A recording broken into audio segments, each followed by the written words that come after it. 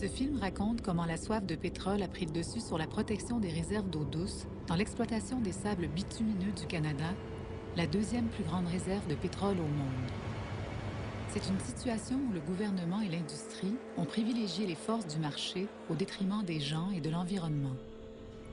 Tout ça pour extraire cette boue gluante du sol, le plus grand projet industriel de l'histoire de l'humanité. Digging the bitumen out of the ground, squeezing the oil and converting it into synthetic crude is a monumental challenge. It requires vast amounts of capital, Brobdingnagian technology, and an array of skilled workers. In short, it is an enterprise of epic proportions, akin to building the pyramids or China's Great Wall, only bigger.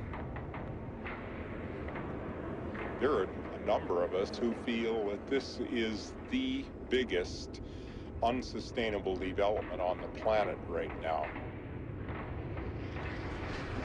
Since the invasion of Iraq, and this is the period where the price of oil has skyrocketed, the number one supplier of oil to the United States is not Saudi Arabia, it's not Mexico, it's Canada.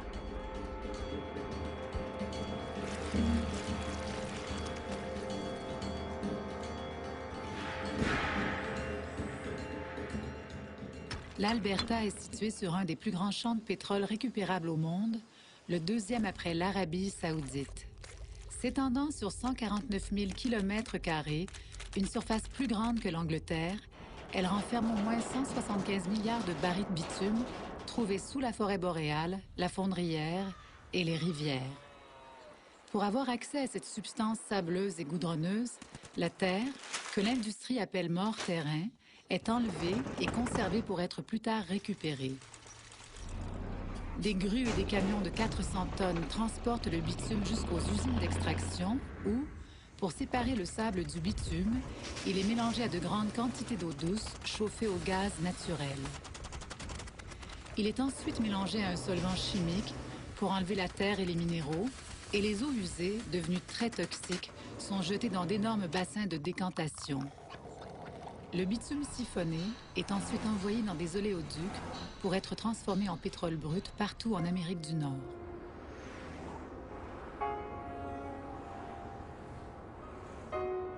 Let's be very clear. Alberta is not about to close the door to further investment. We want to make sure that we have an environment and an economy that in both cases are vibrant, that we can pass on to our children and our grandchildren. Le bitume enfoui sous la forêt boréale de l'Alberta est principalement extrait en surface. Pour atteindre ces réserves, on rase des forêts entières et on fait disparaître le terreau de surface, transformant une région autrefois luxuriante en un immense paysage lunaire.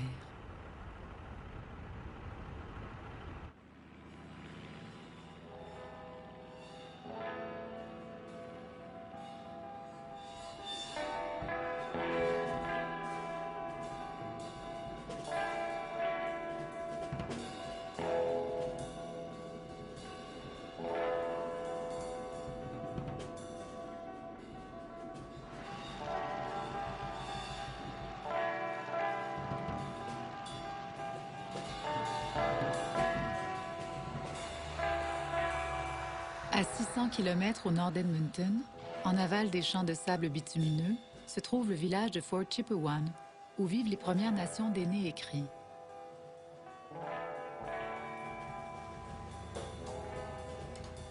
Fort Chipewyan a retenu l'attention à cause des effets néfastes des sables bitumineux sur son environnement et sa communauté.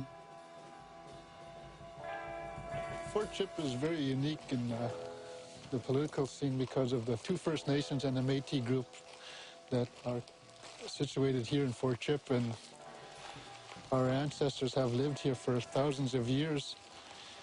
We consider this area here to be our homeland, and you know, Fort Chip is also our homeland.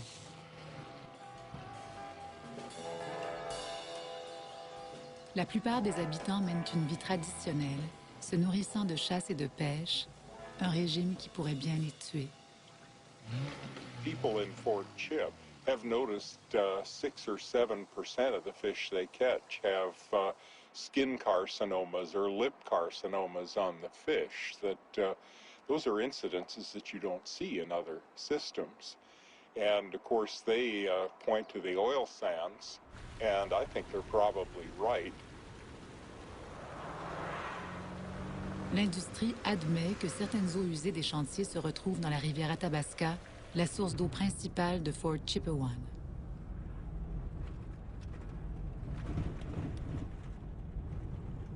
There was an old couple that lived here. They died last winter. Yeah, the old lady died of cancer again, and the old man just gave up. He didn't want to live no more. He died in February. She died in October. Yeah.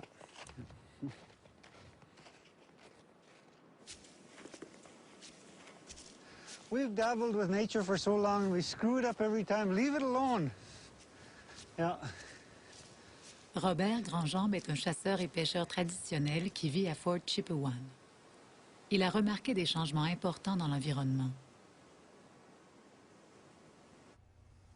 And this one here, you'll see the large cyst on its side.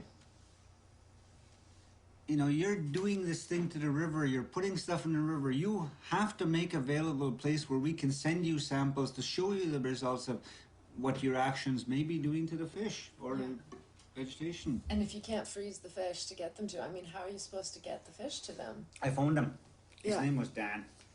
And I said, Dan, well, how am I supposed to get this? He said, you're supposed to preserve it in formaldehyde. Well, I have nothing like that.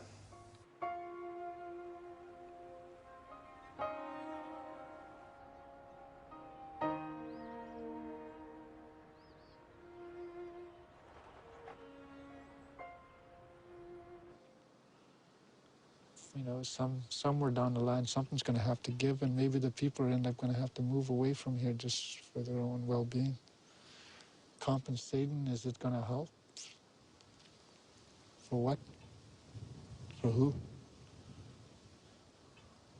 My own brother-in-law, as we speak right now, has cancer, colon cancer right now, and, you know, so. It began to dawn on me that, you know, there's something not quite right here, I think, you know. But as you can see here, you're in the trenches. You can't see the wood for the trees sometimes, you know. Le docteur John O'Connor se rend à Fort Chipewyan depuis 1990. Il est très inquiet du taux élevé de cas de cancer rares et d'autres maladies graves dans cette communauté. So, you know, we've got to get sort of clusters of colon cancer, prostate, lung.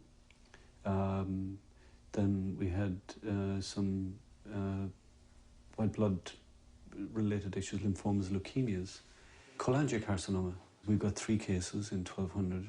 We should be seeing maybe 1 in 100,000 according to the statistics we're told. My gut feeling is that there cannot be a disconnection. There has to be some connection with industry and what's happening here.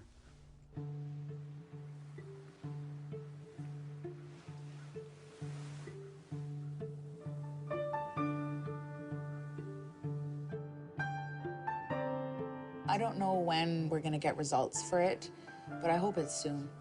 You know, like if my mom's got to go through chemo and radiation, I'm not gonna sit at home and work, you know, 8 hours a day, 5 days a week. I'm gonna be in Edmonton with her. That's him at the top there. Ivy Simpson est née et a grandi à Fort Chipewyan. Adolescente, on lui a diagnostiqué un cancer anormalement précoce du col de l'utérus. Like, I'm a good person. Like, what did I deserve to get cancer at 17 years old? What did I deserve to have some lady tell me, you can't have kids? You know, like, I can't say, yes, it was from the water. Yes, it is from the air. Yes, it was from, you know, the vegetables that grow in the ground here. Or, you know, my mom plants vegetables behind her house. You know, I can't say, yes, it is from that. But there is something in my mind that's saying, yes, it is. Yes, it is.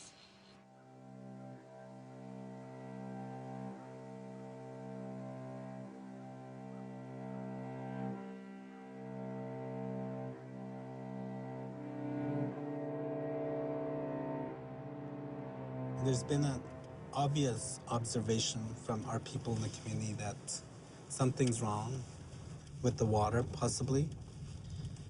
That there are so many of our people dying of cancers that are so rare, according to our doctor, that you shouldn't find these types of cancers. There's so many in a small population of our community. So naturally, it forced our local health authority to look into it further, independent of government, independent of industry, because all their studies have suggested everything is fine up here. But when you bury 26 people in 1 year, 100 people, according to an elder, 100 people since the year 2000, that's extraordinary. That's unfathomable. I mean, when you put all that together, we have to do something. And I suspect that tonight's meeting is going to confirm a lot of our fears, because many of the people who've died of the cancers are people who eat a traditional diet on a regular basis. So it's really frustrating.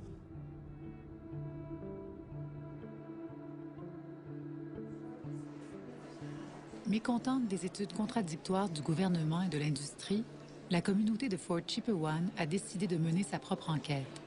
L'écologiste Kevin Timoney vient livrer les résultats. Alrighty, as there's been some concern in the community about the quality of the water and the sediments and contaminants in the wildlife and how that might be related to diseases in the community. So a quick overview of what we found. Mercury levels in the fish present a serious concern for human consumption. Overall, the three contaminants of most concern are arsenic, PAHs, and mercury. Yes? Would you say that there's a cover-up on the ecosystem environment that's contaminated to our system here? I'm not sure I'd use the word cover-up, but certainly something like that. I would say what's happening is that the government and industry have a lot of data that, number one, indicate that there's a problem, and number two, that they're not telling you about it. So is that a cover-up? I guess you could call that a cover-up. Does your department investigate at all the kind of deformities in the fish and those kinds of things that the natives of Fort Chipewyan are talking about? No, not directly. What we're doing is continuing what we believe is our responsibility to have ongoing monitoring of the quality of the water. Anecdotal evidence of deformities are not restricted to the Athabasca River. Même si Kevin Timoney a utilisé des données officielles dans son rapport, le gouvernement de l'Alberta maintient que l'exploitation des sables bitumineux ne cause aucun problème sérieux. Mais M. Timoney, comme bien d'autres, demeure inquiet devant la présence croissante des composés chimiques appelés hydrocarbures aromatiques polycycliques, ou HAP. We know that arsenic is a potent carcinogen, and it's associated with some of the forms of cancer that are observed in Fort Chipewyan. When you put arsenic and PAHs together, the carcinogenic effect can increase by 8 to 18-fold. And this is exactly what we have in the water and in the sediments of the river and in the delta.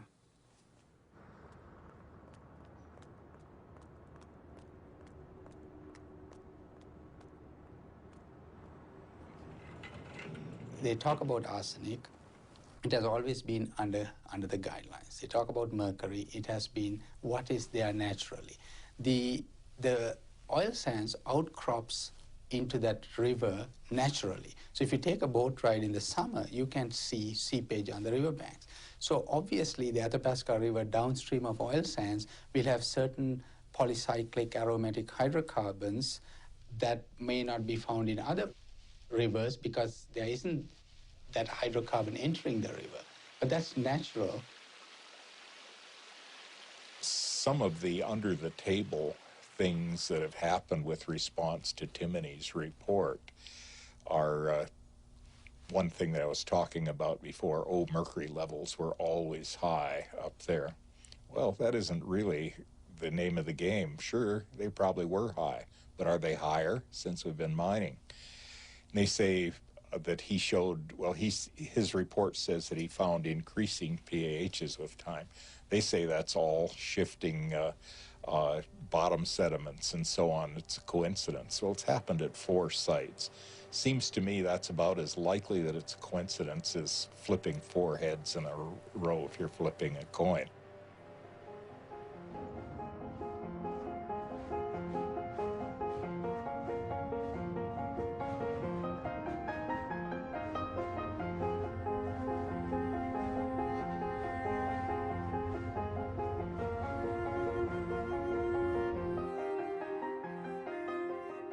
Notre besoin de pétrole serait-il devenu plus grand que notre besoin d'eau? L'eau douce se fait déjà rare. Nous croyons qu'elle est illimitée, mais seulement 0,5% de l'approvisionnement mondial en eau est de l'eau douce accessible. L'exploitation minière des sables bitumineux nécessite jusqu'à 4 barils d'eau douce pour produire 1 baril de pétrole. Cette eau provient du réseau hydrographique de la rivière Athabasca, qui prend sa source dans les glaciers au pied des Rocheuses. L'industrie ne pompe pas seulement des grandes quantités d'eau douce, elle produira bientôt plus d'émissions de carbone que toutes les voitures du Canada mises ensemble. Le pétrole produit par l'industrie contribue à un cycle de consommation qui accélère les changements climatiques, détruisant encore plus ces mêmes glaciers qui alimentent ce cycle fragile. Yeah, we should go check out the huckleberry situation. Kathy et Aaron Mathers possèdent une entreprise d'eau de source embouteillée. Cette eau provient des glaciers albertains.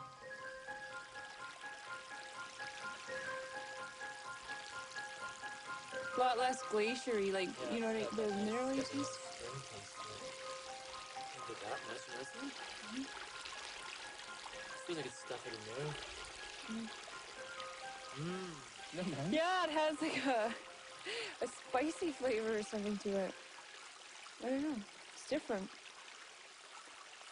Alors que la communauté de Fort Chipewyan s'inquiète de la contamination de l'eau, Aaron et Kathy se demandent seulement s'il restera de l'eau.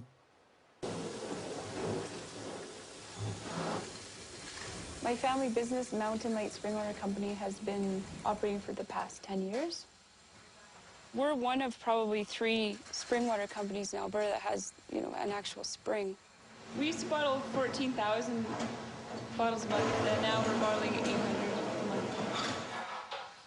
For me to go and discuss this and say, well, look, these water companies should only be allowed to take so much. I mean, that's a joke considering what the oil and gas companies are using. Like our fresh water, they're using so much of it.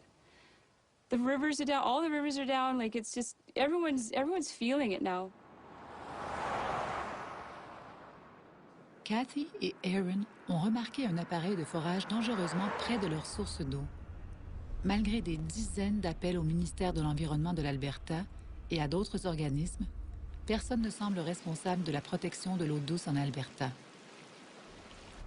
We're really concerned. We haven't seen any data that suggests, and nobody seems to know who's responsible for protecting the water up there, and the EUB's hanging up on me.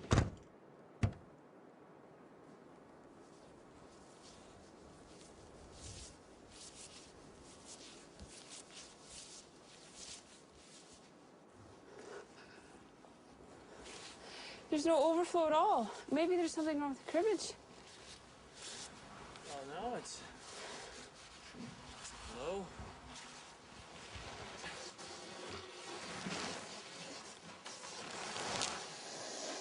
Holy shit. There's nothing in there.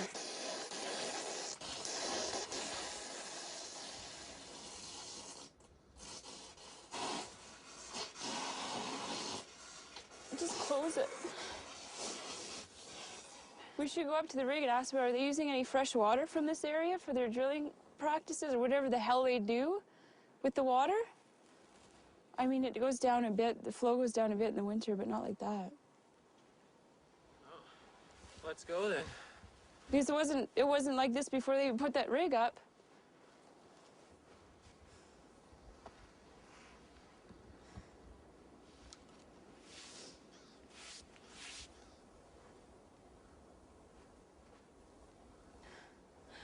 Let's just go.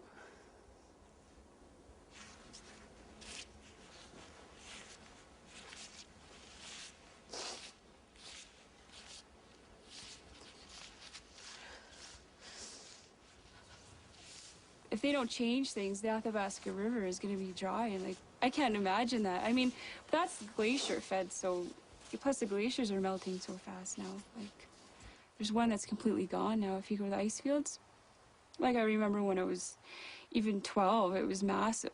You know, it's melted down that much. So I don't know. Le Canada a dépensé 6 milliards de dollars en programme de réduction des émissions de carbone, mais n'a respecté aucun de ses objectifs depuis 15 ans. C'est dû en partie au fait que la production d'un baril de pétrole extrait des sables bitumineux émet 3 fois plus de gaz à effet de serre que la production d'un baril de pétrole conventionnel. La zone des sables bitumineux se trouve tout près du glacier de l'Athabasca, l'une des plus grandes réserves d'eau douce au monde. À cause du réchauffement climatique, il a reculé d'1,5 kilomètre et a perdu la moitié de son volume.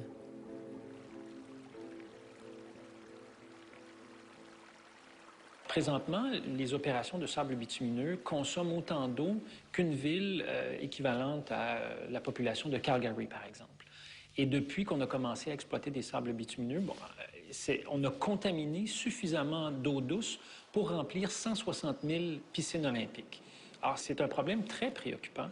Dans un contexte de changement climatique où, dans les prairies canadiennes, on s'attend à ce qu'il y ait de plus en plus de sécheresse, que le niveau d'eau de plusieurs bassins diminue, c'est d'autant plus préoccupant.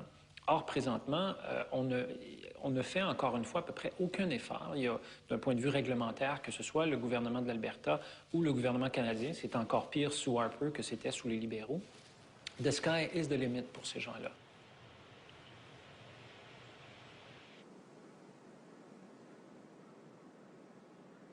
What are you guys doing? Just riding This guy's going to around. be our next chief. This guy right here. That's what we're hoping. Pretty good choice, yeah. I think so. I would take my glasses. Respect here. Talk to you later. Pour les habitants de Fort Chipewyan, l'eau est devenue un enjeu politique majeur. A lot of people are looking for change, and what they see in me is they see that I could bring those changes to the people. Because my people are at stake. Our livelihood is at stake. I will not bend over to cater to industry. We are situated on this, probably the largest freshwater deltas in the world. At this given time right now, it's pretty much drying up.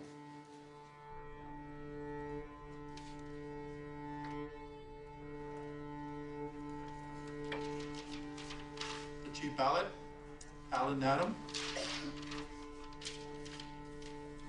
Alan Adam. Team 7-0.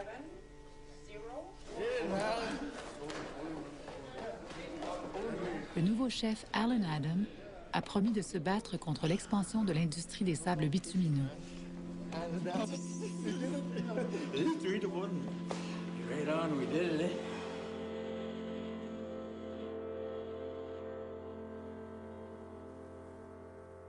Le docteur John O'Connor est en mauvaise posture. Après avoir exprimé ses inquiétudes au sujet des taux élevés de maladies à Fort Chipewyan, Santé Canada a déposé une plainte officielle contre lui, l'accusant d'avoir indûment affolé la population. Nobody's alarmed in the community.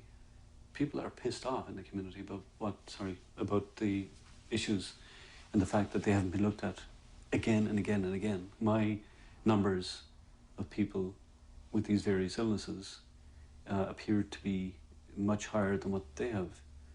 Yet I've gone through every file and I've talked to, say, the home care nurse who's been here on and off for over 20 years. I've talked to relatives and people that I've known and treated myself. So I've got all the information, and if they need to verify it, all they need to do is come up, walk in my shoes for half a day, and they'll realise.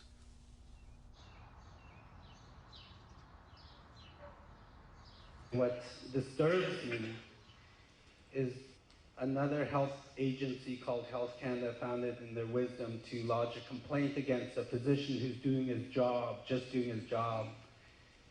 And is it because we're Indigenous people?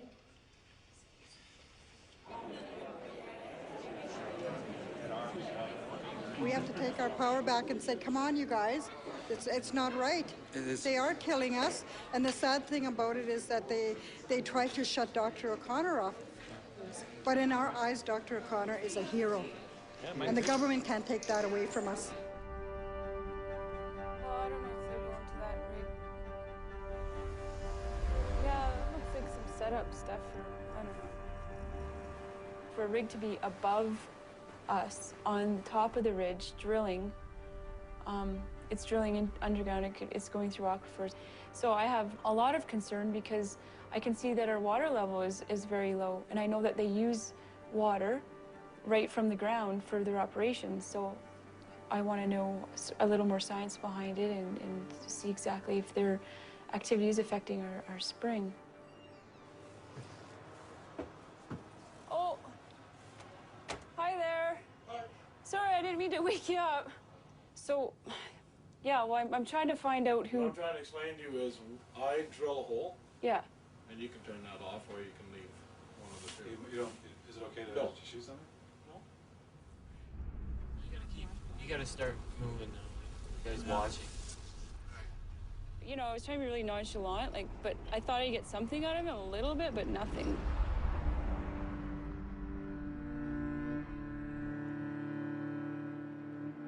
I asked two simple questions. Number one, am I actually seeing clusters of disease? Number two, where are they coming from? Could it be genetics, lifestyle, simply bad luck, or could there be environmental effects affecting the community of Fort Chip? Today, the genocide of the Fort Chipewyan people is at stake for the benefit and the prosperity of Alberta, of Canada. This shouldn't be occurring today in Fort Chipewyan. This shouldn't be occurring in Alberta or Canada as a G8 country.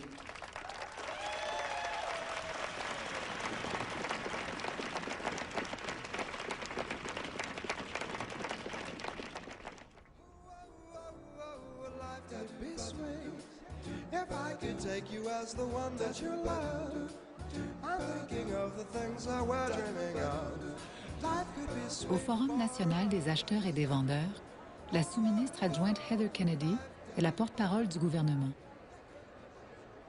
Today's government and stakeholders can look back with pride at the approach we all took in managing the oil sands deposit and the consistent and acceptable picture we have created from whatever perspective you look at it.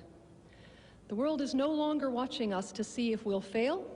They are now lined up to learn from our success.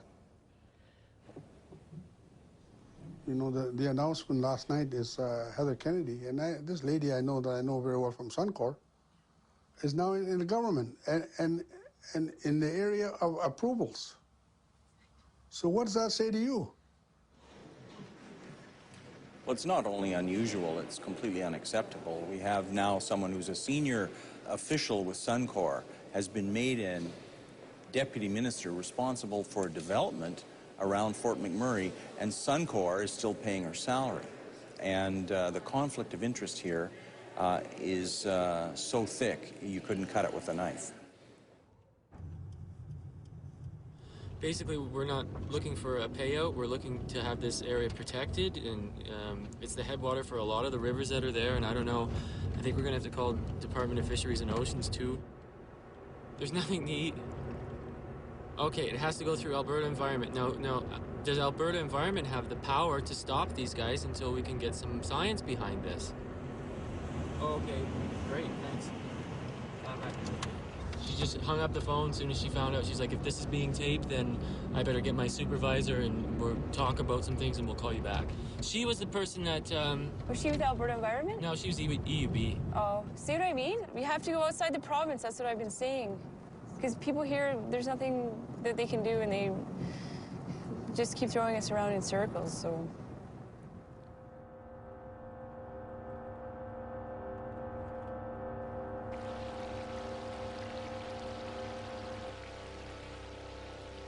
« 90% de l'eau douce utilisée par l'industrie des sables bitumineux est rejetée dans d'énormes bassins de décantation artificiels. L'un de ces bassins s'étend sur 16 km². Selon les scientifiques, une brèche importante pourrait provoquer une catastrophe écologique 300 fois plus dévastatrice que la marée noire causée par l'Exxon Valdez.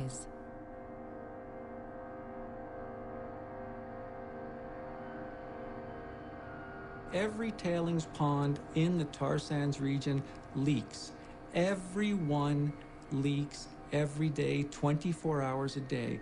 The best studied of the tailings ponds is Tar Island Pond 1, which is situated in the most unfortunate geographic position right on the banks of the river, built 300 feet high above the river.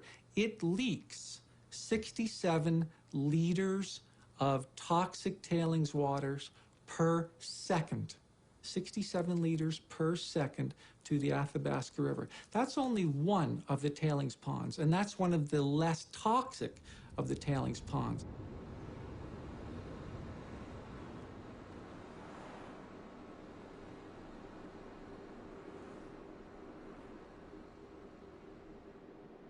The area is vast, a toxic pond that stretches for several square kilometers, and a landing point on Monday for hundreds of migratory birds. Out of almost 500 that landed on this toxic pond at Syncrude's oil sands site, only a handful have been recovered. And now there seems to be little hope of saving the ducks. A completely oiled bird would sink nearly immediately. This all coming as Alberta is on a $25 million PR campaign supporting the oil sands. The First Nations felt it was important that the company Suncor come to the community and talk about and report and communicate some of the incidences of especially discharges into the Athabasca River. You've invited us here this evening to talk about some of the incidents related to water that we've had at Suncor over the past years. We're not proud of these incidents, and we acknowledge that Suncor does have an impact on the environment and on the traditional lands that your chiefs have spoken of. We've lost a lot of people here. We've lost a lot of people. We bury people all the time. And the government still gives out their licenses. You should be ashamed of yourself. It's really hard to hear what you're telling us. And you're telling us that you don't trust what you're hearing from us. You don't trust what you're hearing from the government. You're not trusting when we say that the water's okay. I got a question for you guys that do not live here. Why did you guys bring the bottled water? You guys, just by you guys doing that, you show us there's a problem here. And another question, would you guys live here? Would you eat the fish with tumors on them?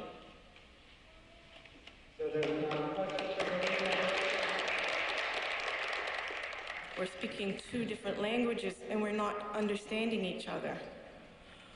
So how do we start? How do we start talking to each other so we can understand what's going on and get to the bottom of what's causing you to be so angry and scared? Because we don't want this to happen either, okay? I could tell you right from the leader's point, this could turn out to be a real big mess in the court system. I caution you guys to work hand in hand with First Nations people in the region. And when we start raising the alarms on some kind of issues, we're not just talking just because we want to get attention. We are talking because our community is at risk, and we will not stand for it any longer.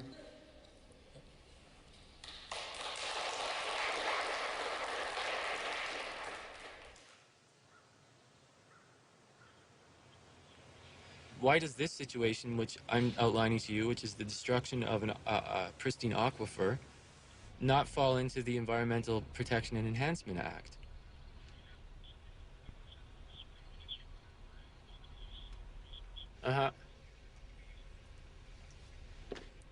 Oh, yes, you can bet they are. I'm up there all the time, and I can tell you, sir, that they're sucking those creeks dry. And yeah, I mean, it's not just a water use; it's a water contamination issue. We're not going to have any clean drinking water in these mountains if these guys are allowed to get away with what they're going to do. what are we going to drink? What are your children going to drink, you know? And they say to us, oh, do you drive a car?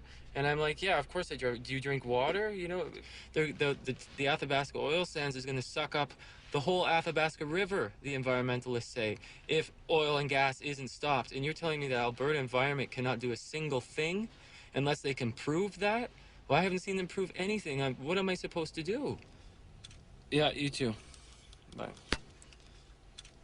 He says if it's that I deal with criminal things, and if the guy was totally useless. That was Alberta Environment. That was Alberta Environment, yeah.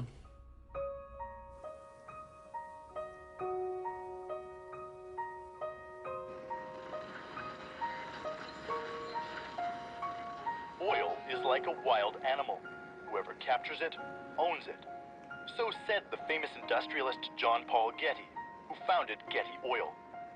In Canada, his words still hold true. You don't own the oil unless you own shares in ExxonMobil, Suncor, Petro-Canada, or one of the big private corporations that control Canada's oil supply. Le contrôle des sables bitumineux ne dépend pas seulement du gouvernement de l'Alberta. Le chef Arlen Adam le sait très bien. Il relance donc le débat à Ottawa dans l'espoir d'en faire un enjeu national. I cannot think individual anymore. I have to think as a nation. But it isn't, it's a whelming job. Like 3 months I've been busy the whole time, and there's no stopping it, and I don't think they'll see any stop in the future.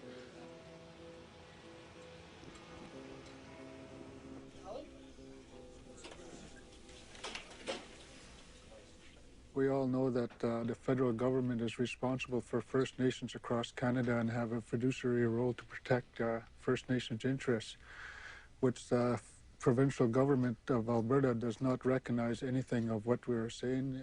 There's nowhere else on Earth where we're talking about destroying an area the size of Florida. There is nowhere else on Earth where you have toxic ponds that are so big that you can now see them from space.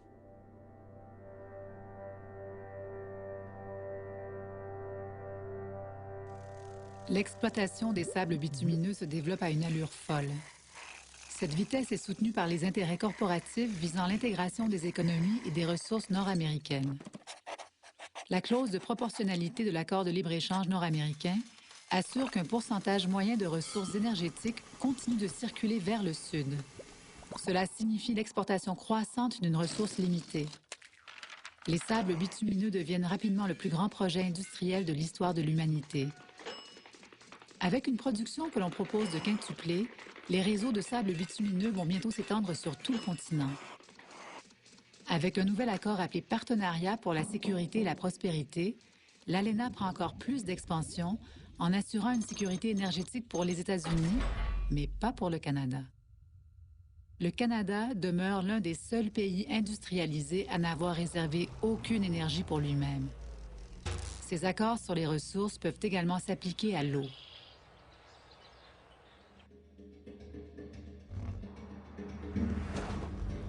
The Prime Minister brags that Canada is an emerging energy superpower. Superpowers are supposed to influence world events as independent powers. What kind of superpower lets its foreign-controlled corporations dominate the resources, gives away the biggest resource, the tar sands, at 25 cents per barrel to giant transnationals like Exxon, gives up the right to set its own price, gives up the right to limit exports so it can cut greenhouse gases. What kind of superpower, energy superpower, discusses meeting its neighbors' energy security supply when it doesn't even have a plan to meet Canadians' energy security?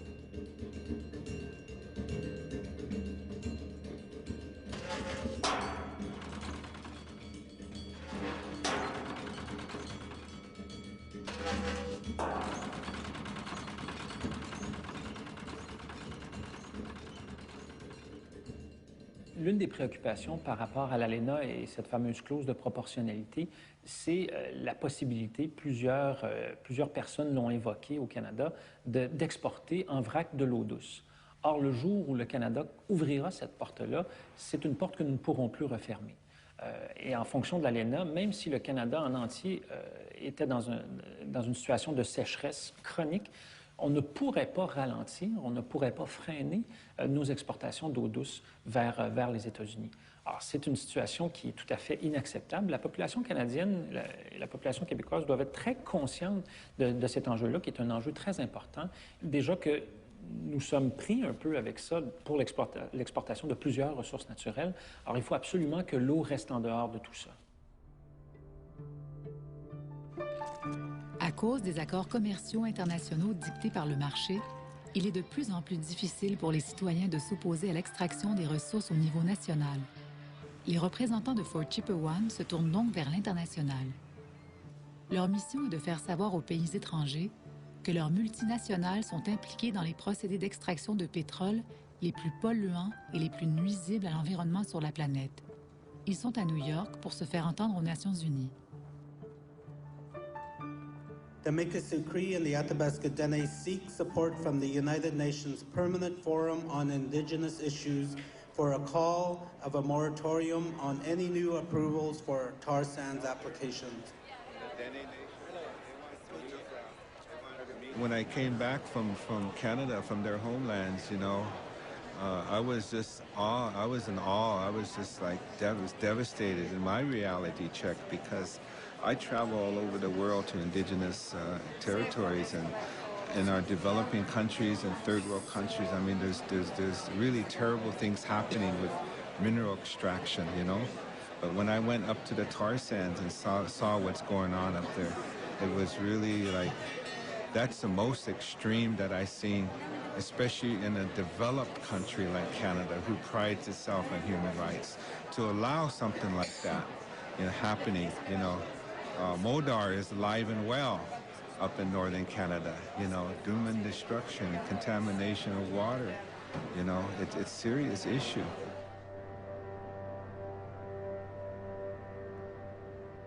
The land can be reclaimed. The original value is subjective, because the original value had a lot of hydrocarbons in it. The soil had a lot of hydrocarbons, which would have limited some of the use of that land. Over the next several decades, that hydrocarbon, which is the oil, would be removed. And so they are correct in saying in some aspects the land would be better than it was before, because in a way oil is a contaminant, so that's being removed. So by removing the oil, we're taking away a contaminant from the region? Correct. Can you explain that? The fact that we are taking 8 to 12% of oil that was in the sand out already improves the condition of the soil in terms of oil being in the sand. But if you dig 90 meters down to clear away the forest, you're chopping down vast areas of forest, do you consider that to be an improvement of the natural environment then? Not necessarily. Removing the forests depends on the perspective. Removing trees is not necessarily an improvement, but can the trees be brought back over the next 50 to 60 years? I would think yes. To their credit, they've convened several meetings of international experts who just say, those wetlands took thousands of years to develop. We can't reclaim those in any reasonable time scale.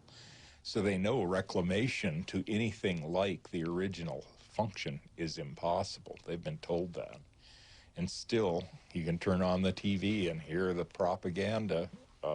They don't want the public to know that.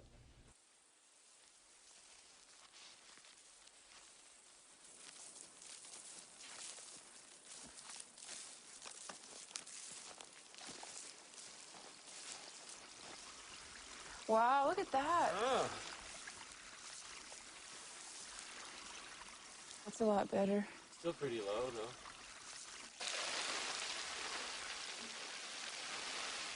Okay, what do we got here? Can I flip this? Well, this actually used to overflow when my parents first found this. I mean, we feel a little bit better because they canceled all the pipeline projects and any of the future drilling for now. But yeah, so we don't know what that means. Like for the future, I don't know. So I'd like to have something in place before that happens again, because now it's sort of the quiet time again before the storm. So all it takes is for oil to go up a few more dollars and they'll be back here. And if there's anything around here, yeah, they'll get it eventually. That's the problem.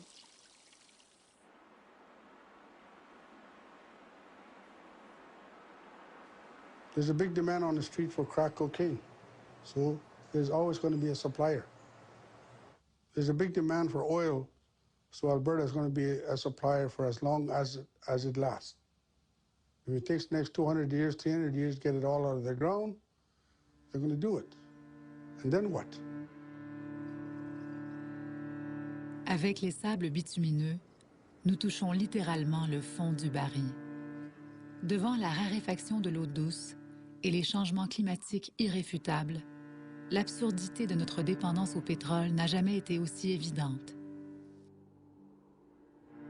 Le Québec et le Canada sont bénis des dieux du point de vue des énergies renouvelables. Nous avons un potentiel éolien à faire pâlir d'envie à peu près tous les pays de la planète. Il y a une région de la Belgique, la Wallonie, qui en juin 2008 a adopté une nouvelle réglementation où toutes les nouvelles constructions domiciliaires devront maintenant être équipées de systèmes solaires, soit pour produire de l'électricité, soit pour chauffer. Alors, nous vivons une révolution énergétique et cette révolution énergétique-là, qui commence, va nous amener progressivement à réduire de plus en plus notre dépendance au pétrole. Mais plus nous sommes visionnaires par rapport à ça, plus nous adoptons des plans d'action, plus nous mettons en place des mesures, plus nous pourrons nous séparer de notre dépendance au pétrole rapidement. Et qui sait, peut-être que le Québec, comme la Suède en 2025, sera autonome d'un point de vue énergétique. Nous n'importerons plus de pétrole. Nous arriverons à rencontrer tous nos besoins énergétiques par l'énergie que nous avons ici au Québec. Et si le Québec peut le faire, l'ensemble des provinces canadiennes et l'ensemble du pays pourra le faire également. Et c'est tout à fait possible. Utiliser de nouvelles technologies énergétiques est un pas dans la bonne direction. Mais la seule véritable solution serait de changer notre mode de vie excessif et insoutenable.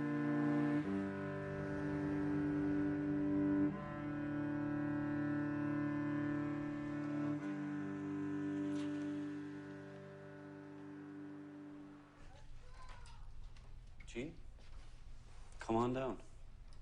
Bien qu'il ait d'abord été disculpé de tous méfaits, le Dr O'Connor fait de nouveau l'objet d'une enquête pour avoir affolé indûment la population. Just can't wait for things to get back to normal.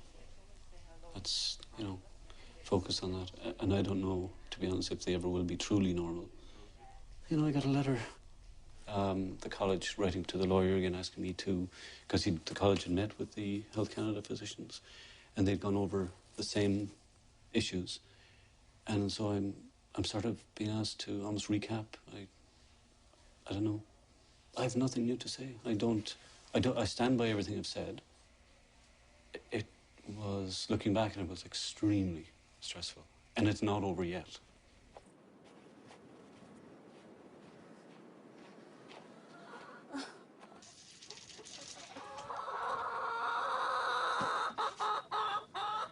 I don't even know now if I want to export the water. It's more just about, it's not about the business anymore. It really changed for me, and thinking, do I want to fill, millions of plastic bottles, and that sort of contributes to our problem with, green, like it's more garbage that we don't need. And so, yeah, now I'm sort of shifting towards, just the preservation of the water as opposed to profits.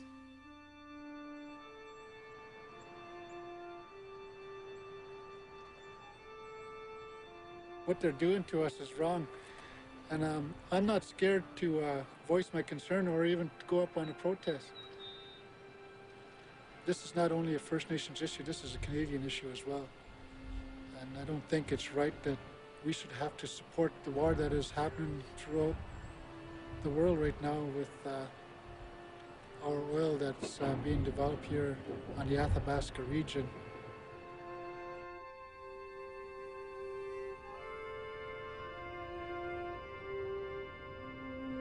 What you got here right now is the making for total devastation of our country. Hunger for oil, hunger for energy, and the greed of every shareholder. And when I feel very, very strong about why I'm mounting this fight, it's for that very reason. When I say it's not only about protection of nature, it's a protection of my people. Because if everything is gone, you can almost guarantee we'll be gone too.